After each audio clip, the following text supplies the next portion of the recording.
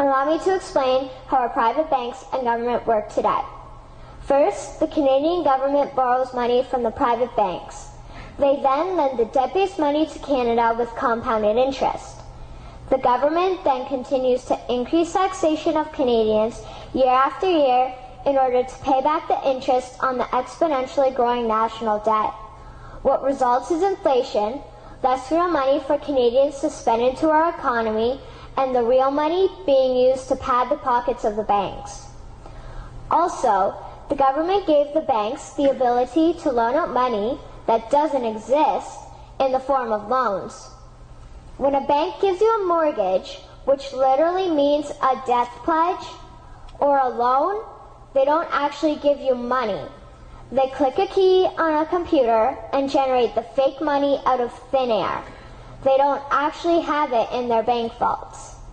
Presently, the banks only have $4 billion on reserve, but they have loaned out over $1.5 trillion. To quote Graham Towers, each and every time a bank makes a loan, a new bank credit is created. New deposits, brand new money. Broadly speaking, all new money comes out of a bank in the form of loans. As loans are debt, then under the present system, all money is debt.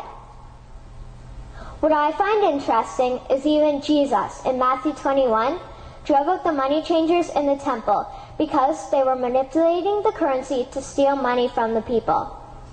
The private banks are just like the money changers in Matthew 21. They are defrauding and robbing the people of Canada, thus their freedom, and they need to be stopped. How should the banking system work?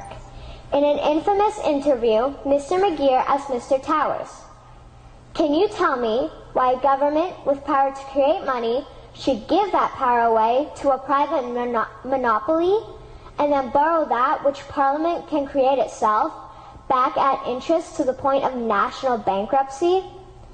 Mr. Towers replied, "If Parliament wants to change the form of operating the banking system, then certainly that is within the powers of Parliament. In other words, if the Canadian government needs money, they can borrow it directly from the Bank of Canada. The people would then pay fair taxes to repay the Bank of Canada. This tax money would in turn get injected back into our economic infrastructure and the debt would be wiped out.